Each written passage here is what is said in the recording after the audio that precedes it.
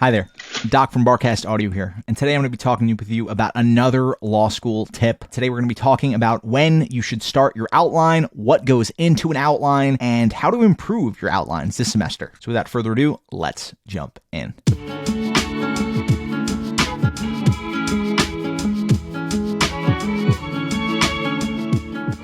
Okay, let's start with a question I always get. When should you start your outlines? People say, oh, you should start immediately, start the first week. And that's a little bit impossible because you really don't know what an outline is when you first start law school. With that said, I do recommend that you do start your outlines earlier in the semester. And it's pretty simple. The reason is because it's a lot easier to synthesize the law when it's still fresh in your mind. The further away from it you get, the further into the semester we get. Let's say you did intentional torts in the second week of September. You're making your outline in the second week of November. You don't remember everything. You don't remember the nuances. Maybe you have it within your notes, but there's going to be gaps within your notes you can't quite fill just from memory. We'll talk a little bit about ways in which you can improve your outline. And in there, we'll talk about looking at other people's outlines and sort of going from there.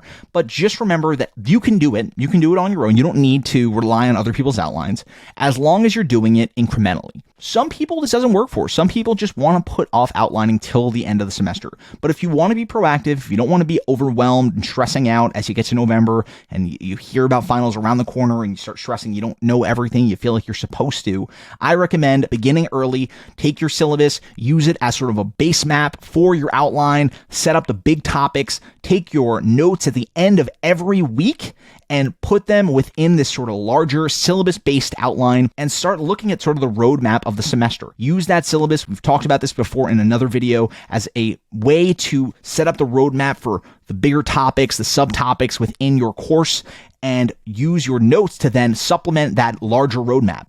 This may not be a perfect outline, it may not be a perfect situation or a perfect tool, but it will set you up a lot better when it gets down to crunch time and you need to have a very easily discernible, easily synthesized outline. You have this sort of master document with all your notes and you can take that and sort of chop it down until you have the best, most pure, straightforward version. So what goes into an outline? They talk about outlines in law school. Everyone talks about how you need them. You need them to pass. You need them to do well in your class. And that's true. You need them to excel in class. It synthesizes everything you've learned for the semester. It's basically, it's hard to describe an outline as an outline, but it is an outline of everything you've learned in the shortest, most discernible form. First off, what goes into an outline is the black letter law of what you learn in the course. It's pretty straightforward, right? Everyone thinks that. So for example, for adverse possession, you would say it requires an actual entry giving exclusive possession. The entry is open and notorious. Possession is adverse under a claim of right, and possession is continuous and uninterrupted, right? So that's the black letter law. So that shouldn't be too hard to find. You should talk about that in your class. You should have pulled that out of an actual case. And in addition to the black letter law, you'll usually have a case briefly reference, just the name. Usually we color code them, or people do color code them just to easily identify them within the outline.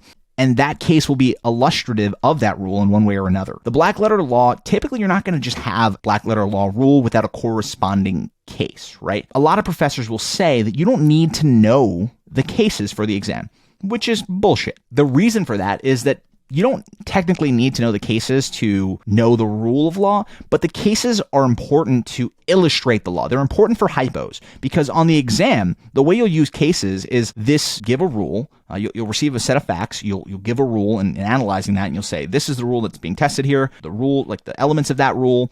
And then you'll say, the facts of this case are analogous to those of blank, Pearson v. Post. And this is how they're analogous. This is how they differ.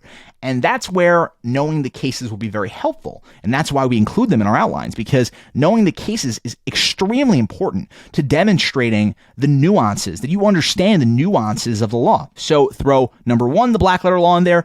Number two, throw the cases in there to really highlight the nuances, the sub-rules, the elements. Certain elements have different rules within them. It sounds like a lot, but you sort of get a hang of it. And once you've done it a few times, once you've made outlines, you'll really start to feel for how this whole process works. It seems like a lot, and you don't have to have the whole case there. I see a lot of students who put their entire case brief into an outline, and that's just not what you need. You need the barest form. Why is this case included in the textbook? Why is this case something I learned? It has to be literally like 1 or 2 sentences typically. It should not be longer than that, because then you run into these 150-page outlines, and that is good for nobody. Some people have these, oh my God, my outline's 200 pages. You are an idiot. You don't need a 200-page outline. It's defeating the entire purpose. If your outline's 200 pages, you've done it wrong. You have included too much information. It's supposed to be succinct. It's supposed to be the tightest version of the rule of the cases of everything. Now, the third thing I'll mention here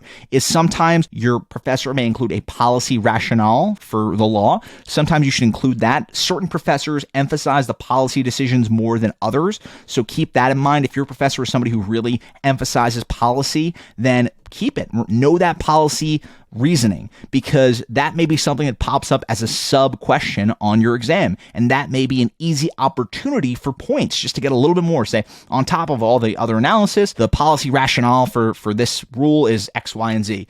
In light of this, then the court should rule this way. This is sort of a very abstract way of thinking about this, but it's really something to keep in mind. Finally, all the 3 things I mentioned. The 4th thing you should always include is just an overarching note, right?